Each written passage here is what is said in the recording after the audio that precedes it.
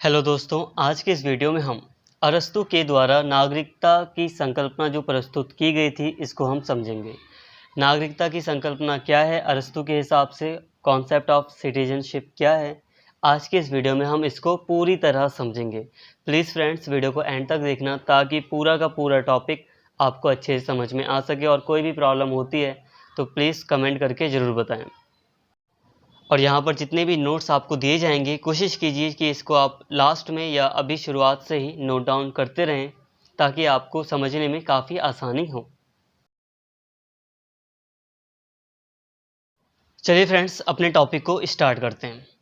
Friends, प्राचीन यूनानी नगर राज्यों की विशेष स्थिति के कारण उनमें नागरिकता की समस्या एक प्रधान समस्या बन गई थी। ये छोटे छोटे राज्य एक ओर अपने भीतर धनवान और निर्धन वर्गों के परस्पर संघर्ष की समस्या में उलझे थे, तो दूसरी ओर वे अपने निकटवर्ती राज्यों के आक्रमण से भी ग्रस्त थे।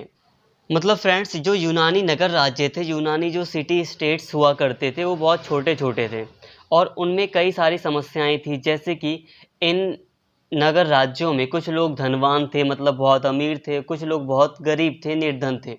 तो पहली समस्या ये थी।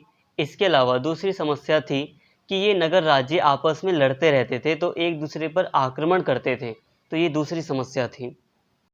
अतः तत्कालीन दार्शनिकों के सामने मुख्य समस्या यह थी कि वहाँ शांति कैसे स्थापित की जाए। क्या वहाँ इन्हें गिने लोगों के हाथों में शक्ति की बागडोर सौंप देना सुरक्षित होगा, या फिर इसे बहुत सारे लोगों के हाथों में सौंपना उपयुक्त होगा? क्या वहाँ विदेशियों को सरलतापूर्वक नागरिकता प्राप्त करने की सुविधा होनी चाहिए या नहीं होनी चाहिए? एथेंस के लोगों को 30 निरंकुश शासकों के अत्याचार की कहानी भी याद थी, और ऐसे ढुलमुल लोकतंत्र का अनुभव भी नहीं भूला था जिसने सुकरात जैसे मनीषी को प्राणदंड देने में संकोच नहीं किया था। देखिए फ्रेंड्स, इन यूनानी नगर राज्यों में कई तरह की समस्याएं थी। लोग गरीबी और अमीरी के कारण बटे हुए थे। इसके अलावा एक दूसरे पर आक्रमण करते थे ये नगर राज्य। तो इस कारण से नागरिकता किसे दी जाए किसे ना दी जाए, ये एक बहुत बड़ी समस्या बन गया था। और नागरिकता का यहाँ पर महत्व इसलिए भी था, नागरिकता पर लोग दार्शनिक इसलिए भी विचार कर रहे थे क्योंकि जो नागरिक होते हैं वही तो देश को चलाते हैं। नागरिकों से ही तो एक देश चलता है, इसीलिए नागरिकता को लेकर मतलब बहुत ज़्यादा प्रॉब्लम चल रही थी। ऐसा इसलिए भी था कि जो निरीक्षण तंत्र होता है, जहाँ पर एक राजा होता है जो निरंकुश होता है, तो यूनानी नगर राज्यों ने इसको भी अनुभव किया था, राजा के शासन को भी अनुभव किया था। इसके अलावा उन्होंने ऐसे लोकतंत्र को भी देखा था जिसने सुकरात जैसे मनीषी को, यानी कि सुकरात को प्राणदंड दे दिया था। सुकरात जानते होंगे आप, एक दार्शनिक था जो कि प्लेटो का गुरु था। तो उसको लोकतंत्र ने क्या दे दिया था? प्राणदंड दे दिया था। प्लेटो ने इस स्थिति के प्रतिकार के लिए दार्शनिक शासकों के निरंकुश शासन का सुझाव दिया था, परंतु अरस्तु को अपने गुरु प्लेटो की योजना यथार्थ से दूर हुई लगी, और उसने नगर राज्यों की अस्थिरता की समस्या को सुलझाने के लिए नागरिकता के विचार पर अपना ध्यान केंद्रित किया। देखिए दोस्तों, यहाँ पर अभी हमने जितनी भी बातें की वो एक बैकग्राउंड था, थोड़ा सा बैकग्राउंड। यूनानी नगर राज्यों में कई सारी समस्याएं चल रही थी, जिस कारण से जो दार्शनिक थे, फिलोसफर्स थे, वो इसका अध्ययन कर रहे थे कि किस तरह से यूनानी नगर राज्यों का जो शासन है उसे स्थिरता प्रदान की जा सके, उसे किस तरह से स्थायित्व प्रदान किया जा सके, इन समस्याओं को कैसे हटाया जा सके। तो प्लेटो ने कहा था कि दार्शनिक शासक का शासन होना चाहिए, फिलोसफर किंग की उसने बात की थी। बट अरस्तु ने सोचा कि प्लेटो ने जो भी बातें कही हैं वो हकीकत से दूर होती हुई दिख रही हैं। इस कारण से प्लेटो ने नागरिकता के विचार पर अपना पूरा ध्यान केंद्रित किया। प्लेटो ने यूनानी नगर राज्यों में जो अस्थिरता थी, जो सरकार आ रही थी जा रही थी, कभी इसका शासन कभी उसका शासन, जो ये समस्या थी, इसको सुलझाने के लिए नागरिकता पर विचार किया। तो बस ये एक बैकग्राउंड था जिसने आपको बताया कि अरस्तु ने नागरिकता पर विचार करना क्यों शुरू किया। तो आप समझ गए होंगे यहाँ तक कि समस्या को सॉल्व करने के लिए उसने नागरिकता पर विचार करना शुरू किया, और उसी विचार को अब हम समझेंगे। अरस्तू के अनुसार राज्य के सब निवासी उसके नागरिक नहीं होते। प्राचीन यूनानी नगर राज्यों में स्त्रियों और दासों और अन्य देशियों, जो दूसरे देश के लोग होते हैं, वो उनको नागरिकता के दायरे से बाहर रखा गया था। तो फ्रेंड्स, अरस्तू का मानना यही था कि राज्य के जो सब नागरिक, सब लोग होते हैं, राज्य में सभी लोग जो रहते हैं राज्य में, स्टेट में, वो सभी के सभी नागरिक नहीं होते हैं। उदाहरण के लिए यहाँ पर प्राचीन यूनानी नगर राज्यों का ही उदाहरण दिया जा रहा है, जहाँ पर स्त्रियों, दासों और अन्य देशियों को नागरिकता नहीं दी गई थी। वस्तुतः अरस्तू ने नागरिकता को शासक वर्ग के विशेषाधिकार के रूप में मान्यता दी है। उन दिनों सार्वजनिक निर्णय, पब्लिक डिसीजन में भाग लेने का अधिकार केवल नागरिकों तक सीमित था। अतः अरस्तू ने नागरिकता की परिभाषा शक्ति के प्रयोग में प्रभावशाली सहभागिता के रूप में दी है।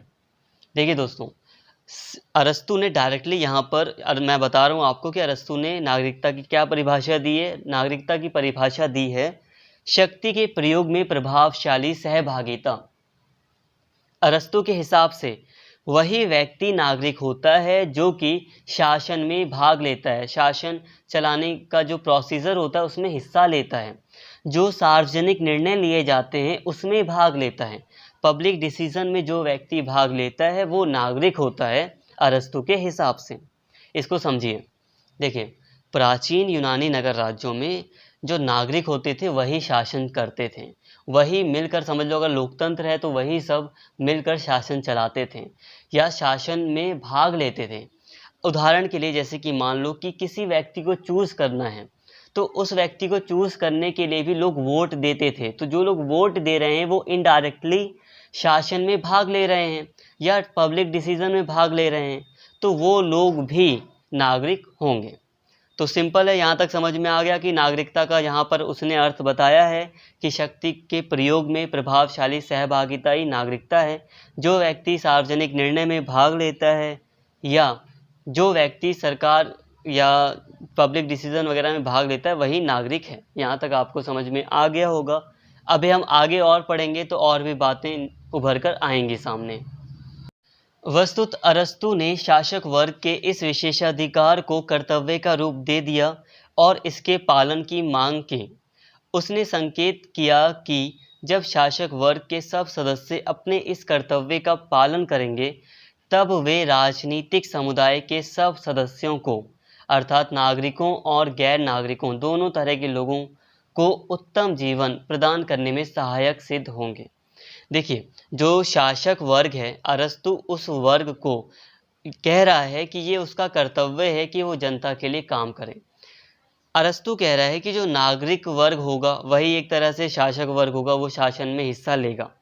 अब उसका ये कर्तव्य हो जाएगा कि वो सभी निवासियों को, राज्य में जो सभी लोग हैं, चाहे वो नागरिक हों चाहे वो नागरिक ना हो, बट अगर वो स्टेट में रह रहे हैं, देश में रह रहे हैं, तो उनके लिए, उनके उत्तम जीवन के लिए वो शासक वर्ग कार्य करेगा, ये उसका कर्तव्य है। अरस्तू ने तर्क दिया कि किसी विशेष जगह अर्थात किसी देश या किसी राज्य में रहने से ही मनुष्य वहाँ का नागरिक नहीं बन जाता है। उदाहरण के लिए दासों या अन्य देशीय लोगों को नागरिक का दर्जा नहीं दिया जा सकता। किसी देश में किसी व्यक्ति को केवल कानूनी अधिकार प्राप्त होने पर भी वह वहाँ का नागरिक नहीं बन जाता, क्योंकि ये अधिकार किसी व्यापार समझौते की देन हो सकते हैं।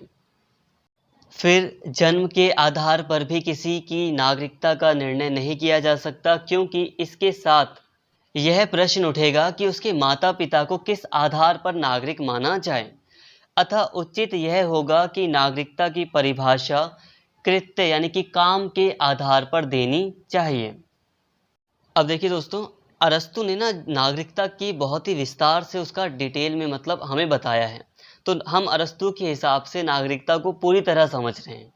अब यहाँ पर अरस्तू कह रहा है कि देखो, सभी लोगों को हम नागरिकता नहीं दे सकते। राज्य में रहने वाले सभी लोग नागरिकता के पात्र नहीं होते हैं, उसके योग्य नहीं होते हैं। अब वो कह रहा है कि हम कानून के आधार पर भी किसी व्यक्ति को नागरिकता नहीं दे सकते, क्योंकि कई बार व्यापार समझौता होता है जिस कारण से कई सारे लोग दूसरे देश से किसी देश में चले जाते हैं या आ जाते हैं कुछ समय के लिए। इसके अलावा जन्म के आधार पर हम नागरिकता नहीं दे सकते, क्योंकि फिर ये प्रश्न उठेगा कि उसके माता पिता किस देश के नागरिक हैं या उन्हें किस आधार पर नागरिकता दी जाए। मतलब यहाँ पे वो बोल रहा है कि नागरिकता को देने में प्रॉब्लम है, हम किसे नागरिकता दें किसे ना दें, ये एक समस्या है अरस्तू के हिसाब से। उस समय अरस्तू बता रहा था ये, ठीक है। तो फिर अरस्तू ने आगे कहा कि अब इस समस्या को सॉल्व करने के लिए अगर हम नागरिकता का आधार चूज करें तो वो फंक्शन हो सकता है।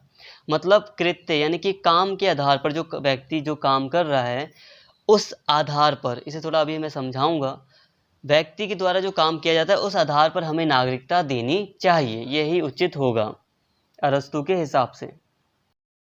इस दृष्टि से नागरिक की विशेषता केवल राजनीतिक अधिकार पॉलिटिकल राइट्स हैं, अर्थात न्याय के प्रशासन में भाग लेने का अधिकार और राजनीतिक पद प्राप्त करने का अधिकार।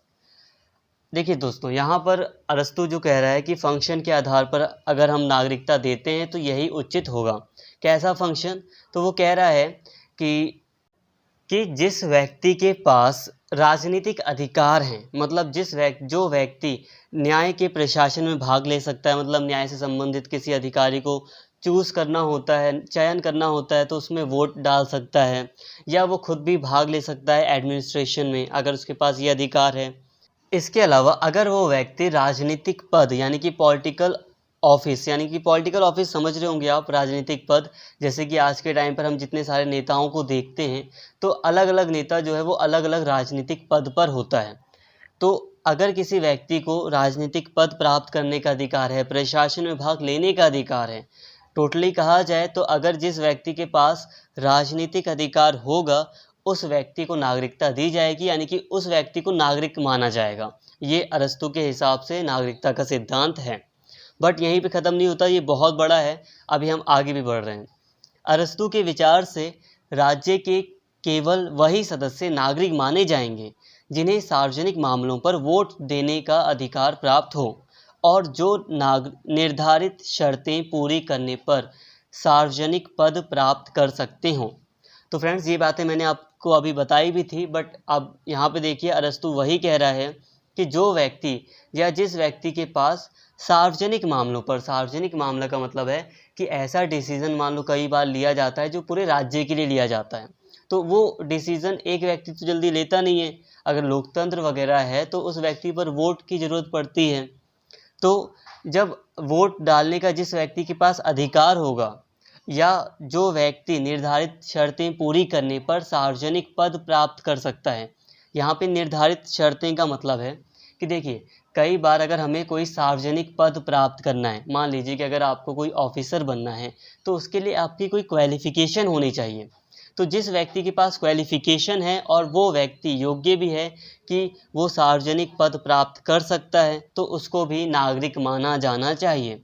राजनीतिक अधिकार भी, और जो व्यक्ति सार्वजनिक पद प्राप्त कर सकता है उसको भी नागरिक माना जाना चाहिए। यह जरूरी नहीं कि ऐसा व्यक्ति तत्काल सार्वजनिक पद पर कार्यरत हो। उदाहरण के लिए, जहां लोग बारी बारी से जूरी के सदस्य चुने जाते हैं, वहां जो लोग चुनाव के योग्य माने जाते हैं वे सब नागरिक माने जाएंगे। दूसरी ओर, दासों, स्त्रियों और अन्य देशीय लोगों को किसी भी परिस्थिति में सार्वजनिक पद प्राप्त करने के योग्य नहीं माना जाता, अतः उन्हें नागरिक मानने का सवाल ही पैदा नहीं होता। तो फ्रेंड्स, आपको समझ में आ गया होगा, ऐसे व्यक्ति जो सार्वजनिक पद के योग्य होते हैं, जो पद पर बैठ सकते हैं, या कोई व्यक्ति है जो किसी व्यक्ति का चुनाव कर रहा है, वोट डाल रहा है, तो उन्हीं व्यक्तियों को नागरिक माना जाएगा अरस्तू के सिद्धांत के हिसाब से। और दासों, स्त्रियों और जो दूसरे देश के जो लोग होंगे उन्हें इससे दूर रखा जाएगा। तो आई होप यहाँ तक आपको समझ में आया होगा। यहाँ तक हमने काफ़ी हद तक नागरिकता के सिद्धांत की बात की, बट अभी हमें और भी बातें करनी हैं। अब देखिए, यहाँ पर हम नागरिकता के सिद्धांत का ही टॉपिक कवर कर रहे हैं, तो आप इन नोट्स को नागरिकता के सिद्धांत में शामिल करेंगे। बट मैं आपको थोड़ा सा एक पॉइंट बता देता हूँ कि यहाँ पर अभी जो हम पढ़ने जा रहे हैं वो ये है कि स्त्रियों और दासों को नागरिकता से वंचित क्यों रखा जाना चाहिए। इस पर अरस्तू ने क्या क्या बातें कही हैं उनको अब हम समझ रहे हैं। है ये नागरिकता का सिद्धांत वाला ही टॉपिक। अब देखिए, अरस्तू ने लिखा है कि पत्नी के संदर्भ में पति की सत्ता प्राकृतिक नियम की देन है, अर्थात प्रकृति ने स्त्री को पुरुष से हीन बनाया है। प्लेटो का विश्वास था कि स्त्री और पुरुष में एक जैसी योग्यता पाई जाती है, लेकिन अरस्तू उससे सहमत नहीं है। देखिए फ्रेंड्स, अभी यहाँ पे मैंने बताया कि अरस्तू ये मानता है कि जो स्त्री है वो पुरुष से हीन है, स्त्री और पुरुष एक बराबर नहीं है, ये मान रहा है अरस्तू। अरस्तू की दृष्टि में, एरिस्टोटल की दृष्टि में स्त्री के लिए सर्वोत्तम स्थान घर की चारदीवारी है, जहाँ वह घरेलू मामलों में सर्वोच्च होती है, परंतु घर के बाहर के मामलों में वह पुरुष के अधीन रहती है। इस अंतर को मिटाने का प्रयत्न नहीं करना चाहिए। इस तरह अरस्तू ने स्त्रियों को नागरिकता के अधिकार से वंचित रखने का तार्किक आधार ढूंढ लिया है, हालांकि आज के युग में उसके तर्क सर्वथा निराधार प्रतीत होते हैं।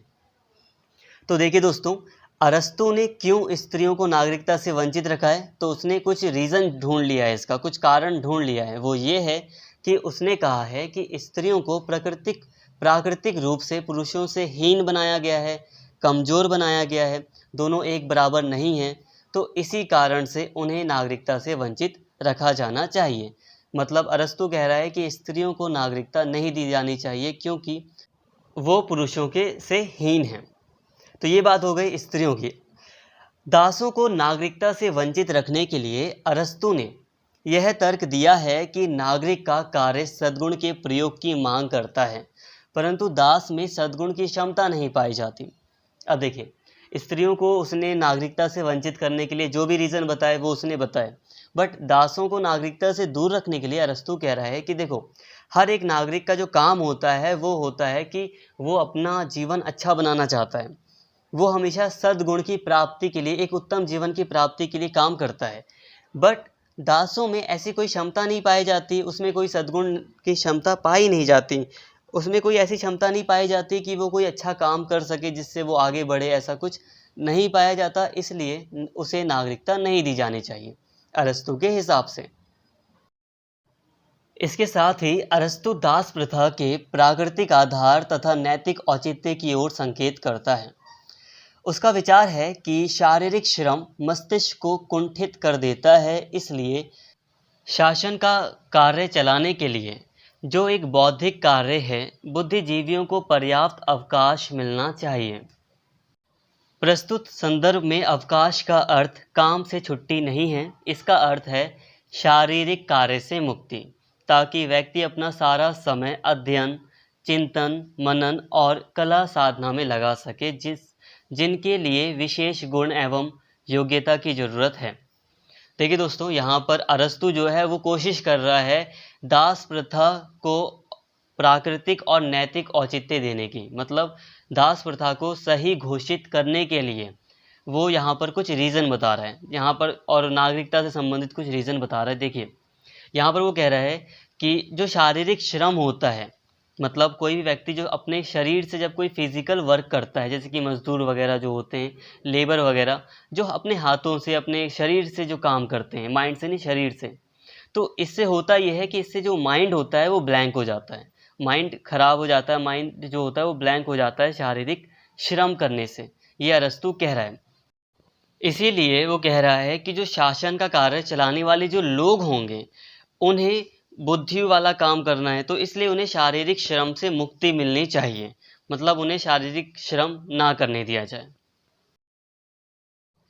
इसके साथ ही जो कार्य समाज की भौतिक आवश्यकताओं की पूर्ति के लिए किए जाते हैं, उनके लिए इस अर्थ में अवकाश की ज़रूरत नहीं होती। अतः मिस्त्री, कामगार, किसान, दास शासन करने योग्य नहीं होते। देखिए, अरस्तू कह रहा है कि जो व्यक्ति मतलब भौतिक आवश्यकताओं के लिए जो काम करते हैं, उन्हें शारीरिक श्रम से मुक्ति की ज़रूरत नहीं होती, और वो लोग जैसे कि मिस्त्री, कामगार, किसान और दास, और ये लोग शासन करने योग्य भी नहीं होते। देखिए, पहले अरस्तू कह रहा है कि शासन वही व्यक्ति कर सकता है जो शारीरिक श्रम ना करे, और जो व्यक्ति शारीरिक श्रम करता है तो वो ऑटोमेटिकली यहाँ पे उसने कह दिया कि वो व्यक्ति शासन नहीं कर सकता। अरस्तू के अनुसार जब दास शारीरिक श्रम से जुड़ा हुआ सारा काम संभाल लेते हैं, तब स्वामी को भी अपना बौद्धिक कार्य सुचारू रूप से करने के लिए यथेष्ट अवकाश मिल जाता है। यहाँ अरस्तु दास शब्द का प्रयोग विस्तृत अर्थ में करता है, यहाँ तक कि व्यापारियों और साहूकारों को भी वह दास की श्रेणी में रखता है, क्योंकि इनका कार्य शारीरिक है, बौद्धिक नहीं। परंतु परिवार के संदर्भ में जब वह दास का उल्लेख करता है तो संभवतः उसका अभिप्राय ऐसा दास जिसे पालतू पशु की तरह बाजार में खरीदा और बेचा जाता है। ऐसे दास परिवार की सेवा के लिए रखे जाते हैं और वहीं उनका पालन होता है। परिवार में सबसे बड़ा पुरुष शासक होता है, स्त्री भी दासी तुल्य है और अन्य दास तो दास होते ही हैं। अरस्तु का विचार है कि जिसका व्यवसाय बंधे बंधाए काम को बार बार दोहराना हो वह नागरिकता के योग्य नहीं हो सकता। नागरिक वही हो सकता है जो समाज की समस्याओं के बारे में चिंतन कर सके और उन्हें सुलझाने के लिए समाज का मार्गदर्शन कर सके। देखिए दोस्तों, अरस्तु कुल मिलाकर वही कह रहा है कि जो व्यक्ति शारीरिक श्रम करते हैं वो शासन के योग्य नहीं है। उसने व्यापारियों और साहूकारों को भी विस्तृत रूप में अगर कहा जाए तो दास ही कह दिया है। उसने कहा है कि ये लोग भी शारीरिक श्रम करते हैं, इसलिए ये लोग भी शासन के योग्य नहीं हैं। हालांकि जो परिवार में जो दास होता है व्यक्ति, वो उसको उसने दास ही माना है, वो तो बिल्कुल भी मतलब योग्य नहीं होता। बट इसने व्यापारियों और साहूकारों, किसान वगैरह को भी दास मानते हुए, क्योंकि ये लोग शारीरिक श्रम करते हैं, तो शारीरिक श्रम करने वाले व्यक्ति को इसने कह दिया है कि वो शासन के योग्य नहीं होता। इसके अलावा यहाँ पर दूसरी ही बात ये कह रहा है कि जो व्यक्ति बंधे बंधाए काम से जुड़ा हुआ है, ऐसा व्यक्ति जो अपना लगातार रोज डेली एक ही काम करता है, तो उस व्यक्ति को भी वह नागरिकता के योग्य नहीं मानता। अरस्तु कहता है कि उस व्यक्ति को भी नागरिकता नहीं दी जानी चाहिए। अरस्तु ने यह दिखाने का प्रयत्न किया है कि नागरिकता का कार्य केवल शासक के आगे नतमस्तक होना नहीं है। नागरिक वह है जो शासन के संचालन में सहायता देता है। नागरिक का कर्तव्य वही लोग पूरा कर सकते हैं जिनमें राजनीतिक समस्याओं के विश्लेषण की विशेष क्षमता हो और इस कार्य के लिए जिन्हें पर्याप्त अवकाश सुलभ हो। अब अरस्तु कह रहा है कि देखो, नागरिकता का मतलब ये नहीं है कि वो कोई भी व्यक्ति अगर नागरिक है तो वो शासक के सामने झुक कर रहे। नागरिकता का मतलब है कि व्यक्ति को शासन को संचालित करने में सहायता करनी चाहिए। जो शासक वर्ग है उसकी सहायता करनी चाहिए, सार्वजनिक डिसीजन में भाग लेना चाहिए। ये नागरिक का कर्तव्य है।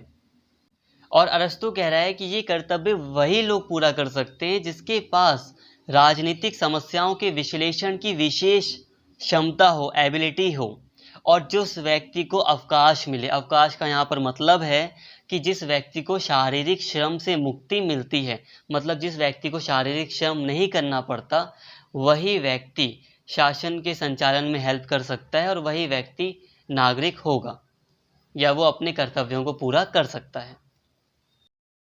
अरस्तु के अनुसार केवल यूनानी लोग ही नागरिक बनने की क्षमता रखते थे।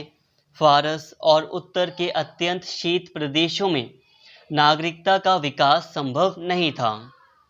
वहाँ के लोग जीवित रहने भर के साधन भी मुश्किल से जुटा पाते थे, अतः वहाँ राजनीति के लिए कोई गुंजाइश नहीं थी। दूसरी ओर उष्ण प्रदेशों के लोग बहुत सुस्त होते हैं, मतलब आलसी होते हैं, और कार्यभार से बचने के लिए वे निरंकुश शासन स्वीकार करने को तैयार हो जाते हैं, अतः वहाँ भी नागरिकता का विचार नहीं पनप पाता। फिर जिस राज्य की जनसंख्या बहुत ज़्यादा हो वह भी सही अर्थ में राज्य नहीं रह जाता। जिस राज्य में 10,000 से ज़्यादा लोग रहते हों वहाँ के लोग एक दूसरे से जान पहचान नहीं बना पाते, इसलिए उनमें परस्पर मैत्री स्थापित यानी कि दोस्ती स्थापित नहीं हो पाती, जो कि नागरिकता के विकास के लिए आवश्यक है। इस तरह अरस्तु के विचार से तत्कालीन यूनानी नगर राज्य ही नागरिकता के सार्थक प्रयोग के लिए उपयुक्त थे। अन्य किसी देश में इसके विकास की कोई गुंजाइश नहीं थी। संक्षेप में, नागरिकता केवल यूनान वासियों का गुण थी। वहाँ के स्वतंत्र जन ही इसके उपयुक्त पात्र थे। कामगार, किसान और स्त्रियां इसके लिए अयोग्य थे, दासों की तो बात ही क्या। तो देखिए दोस्तों, अरस्तु ने ये साबित करने की कोशिश की कि दूसरे देशों के या दूसरे स्थानों के जो लोग हैं वो बहुत बेकार हैं। उनकी मतलब उनका इतना स्टेटस नहीं है कि वो नागरिकता अपना सकें या नागरिकता के विचार को अपनाएं। और स्त्रियां, कामगार और किसान वगैरह और दास वगैरह तो शारीरिक श्रम करते हैं, इसलिए इन लोगों को भी नागरिकता नहीं दी जा सकती या इन्हें भी हम नागरिक नहीं मान सकते। इसलिए वो पहले कह रहा है कि जो यूनान के लोग हैं वही नागरिकता के लायक हैं और सिर्फ उन्हें ही नागरिकता दी जा सकती है, या वही लोग सिर्फ नागरिकता का सिद्धांत अपना सकते हैं। इसके साथ ही उसने कह दिया कि नागरिकता उन्हीं लोगों को मिलेगी जो वहाँ के स्वतंत्र लोग हैं। और स्वतंत्र लोग कौन थे? यूनान वासियों के, जो वहाँ के मतलब स्त्रियों और दासों को छोड़ दिया जाए तो वहाँ पर स्वतंत्र लोग ही थे, और अन्य देशों को छोड़कर तो केवल उन्हें ही नागरिकता देने की बात की गई थी, जिसमें कि वो कुछ किसानों, कामगारों को जो शारीरिक श्रम करते हैं उन्हें भी नागरिकता नहीं देने की बात करता है। तो दोस्तों, यहाँ तक आपने अरस्तु के नागरिकता के सिद्धांत को पूरी तरह ही समझ लिया है और आपको उसका कई सारी बातें समझ में आ रही होंगी, कई सारी बातें गलत लग रही होंगी कि अरस्तु के किस तरह के विचार थे। आपका बिल्कुल सोचना सही है। इसीलिए अब यहाँ पे थोड़ा सा नागरिकता के कंक्लूजन को थोड़ा सा देख लेते हैं। अरस्तु ने नागरिकता की जो संकल्पना प्रस्तुत की उसमें तत्कालीन यूनानी सभ्यता को विशेष रूप से सराहा गया है और अन्य जातियों को असभ्य या बर्बर जातियों की श्रेणी में रखा गया है। फिर यूनान वासियों में भी एक विशेष वर्ग की वरीयता स्वीकार की गई है जिसके सदस्य स्वतंत्र जन कहलाते थे। कामगारों, स्त्रियों और दासों को नागरिकता से वंचित रखा गया है। तो फ्रेंड्स, ये बात ही अभी मैंने आपको बताई कि केवल जो स्वतंत्र जन थे और जो कामगार वगैरह को छोड़कर जो स्वतंत्र जन थे उन्हीं को नागरिकता देने की बात की गई, और केवल यूनान वासियों को ही और दूसरी जातियों के लोगों को असभ्य माना गया, बेकार माना गया। फिर नागरिकता को छोटे छोटे राज्यों का गुण माना गया है जिनकी जनसंख्या 10,000 से कम हो, मतलब कि अगर जिसकी ज़्यादा जनसंख्या है जिस राज्य की, तो वहाँ पर भी हम नागरिकता के सिद्धांत को नहीं अपना सकते अरस्तु के अकॉर्डिंग। आज के युग में नागरिकता के ये सब लक्षण निरर्थक प्रतीत होते हैं। आज के युग में सब देश और सब जातियां नागरिकता के योग्य मानी जाती हैं। प्रत्येक समाज के सब वयस्क सदस्य नागरिक बनने की क्षमता रखते हैं। अगर मैं भारत की बात करूं तो भारत ऐसा देश था जहां आज़ादी के तुरंत बाद ही स्त्रियों और पुरुषों दोनों को ही समान रूप से नागरिकता प्रदान की गई थी और सबको ही मतलब वोटिंग राइट्स दिए गए थे। ये भारत की सबसे अच्छी जो अच्छी चीज़ थी वो यही है। इस पर किसी ने हल्का सा भी मतभेद नहीं किया था। इस सिद्धांत को, मत अधिकार के सिद्धांत को सभी वयस्क लोगों के लिए अपनाया गया था। यहाँ तक कि अमेरिका या ब्रिटेन जैसे देशों में भी ये अधिकार सबके लिए अपनाए नहीं गए थे। वैसे ये तो दूसरी बात हो गई, यहाँ पर हम कुछ और थोड़ा सा पढ़ रहे हैं। तो आज के टाइम पर अगर कहा जाए तो अरस्तु के सिद्धांत जो दिखाई दे रहे हैं, नागरिकता के जो सिद्धांत दिखाई दे रहा है वो पूरी तरह निरर्थक है। किस व्यक्ति को नागरिकता प्रदान की जाए, जिस आधार पर उसने बात की है, वो आज के टाइम पर उसका कोई भी अर्थ प्रतीत नहीं होता है। पहले के टाइम पर होता होगा, यूजफुल लगता होगा, बट आज के टाइम पर नहीं। अरस्तु ने शारीरिक श्रम करने वालों को दास का दर्जा देकर नागरिकता से वंचित रखने की वकालत की है। इस तरह उसने मानव समुदाय के एक बहुत बड़े हिस्से के साथ अन्याय किया है। वस्तुतः शारीरिक श्रम करने वाले लोग ही वस्तुओं और सेवाओं का उत्पादन करके समाज को जीवित रखने में सहायता देते हैं। उन्हें सामाजिक प्रतिष्ठा से वंचित करके अरस्तु ने सामाजिक प्रगति की राह में रुकावट डालने का काम किया है। आधुनिक युग के प्रगतिशील विचारक श्रम की गरिमा स्थापित करना चाहते हैं। आधुनिक भारतीय समाज दार्शनिक महात्मा गांधी ने सब नागरिकों को शरीर श्रम की आवश्यकता पर बल दिया है। सभी नागरिकों के लिए शरीर श्रम की आवश्यकता पर बल दिया है ताकि सबकी न्यूनतम भौतिक आवश्यकताएं पूरी की जा सकें। अरस्तु के चिंतन में ऐसे प्रगतिशील विचार की कोई गुंजाइश नहीं है। देखिए दोस्तों, अरस्तु ने कहा कि जो व्यक्ति शारीरिक श्रम करता है उसे नागरिकता से वंचित रखा जाना चाहिए। बट हकीकत तो ये है कि जो व्यक्ति शारीरिक श्रम करते हैं, जो व्यापारी वगैरह होते हैं, जो किसान होते हैं, जो कामगार लोग होते हैं, उन्हीं के द्वारा समाज चलता है, उन्हीं से देश चलता है, उन्हीं से सरकार चलती है। ऐसा इसलिए क्योंकि यही लोग शारीरिक श्रम करते हैं, इनके पास पैसा आता है, ये लोग टैक्स भरते हैं और उस टैक्स से ही सरकार चलती है, उस टैक्स से ही देश चलता है। तो यहाँ पर जो शारीरिक श्रम व्यक्ति कर रहा है, जो पैसा कमाने के लिए काम कर रहा है, जो व्यवसाय कर रहा है, तो उन व्यक्तियों को उसने नागरिकता से हटा दिया है। तो इससे समाज की जो प्रगति है वो रुक सकती है, उसमें रुकावट पैदा की जा सकती हो सकती है। बट अगर हम आधुनिक युग के जो विचारक हैं उनको देखें, अब महात्मा गांधी को अगर हम ले लें, इसके अलावा मार्क्स को भी हम ले सकते हैं। ये ऐसे आधुनिक दार्शनिक हैं जो कि शरीर के श्रम की आवश्यकता पर बल देते हैं। ये कहते हैं कि प्रत्येक व्यक्ति को अपनी आवश्यकताएं पूरी करने के लिए शारीरिक श्रम करना चाहिए। गांधी जी खुद अपने कई सारे काम करते थे। हालांकि उनके लिए कई सारे लोग होते थे कि जो उनकी सेवा में उनके लिए काम कर सकते थे, बट वो अपने निजी काम खुद ही किया करते थे सारे के सारे, ताकि वो ये दर्शा सके कि सभी व्यक्ति को अपने लिए कुछ काम करना चाहिए। तो इस तरह आधुनिक जो विचार है वो शारीरिक श्रम पर बल देता है। अरस्तु इससे बहुत दूर है। फिर स्त्री को पुरुष की दासी का दर्जा देकर अरस्तु ने स्त्रियों के प्रति युग युगांतर से चले आ रहे अन्याय को बढ़ावा दिया है। अरस्तु दास को स्वतंत्र जन से हीन मानता है, स्त्री को पुरुष से हीन मानता है। वह तर्क देता है कि दास में सद्गुण की क्षमता नहीं पाई जाती, अतः स्वामी की सेवा करके ही दास उसके सद्गुण से लाभ उठा सकता है। सद्गुण की क्षमता के बारे में अरस्तु की सारी धारणा गोलमोल है। मानवीय क्षमताओं की तुलना में इस आधार पर नहीं की जा सकती। फिर स्त्रियों को पुरुष से हीन मानने का विचार ही एक प्रतिगामी विचार है जिसे निहित स्वार्थों ने लगातार बढ़ावा दिया है। आधुनिक युग में मानवीय क्षमताओं के वैज्ञानिक परिमापन की विविध विधियों ने दासों और स्त्रियों के बारे में अरस्तु की सारी मान्यताओं को निराधार सिद्ध कर दिया है। तो दोस्तों, यहाँ तक आपको सारी बातें समझ में आ गई होंगी कि अभी हमने अरस्तु के पूरे नागरिक सिद्धांत को अच्छे से समझ लिया। अरस्तु ने नागरिकता को लेकर क्या क्या बातें कही हैं इसको हमने अच्छे से देख लिया।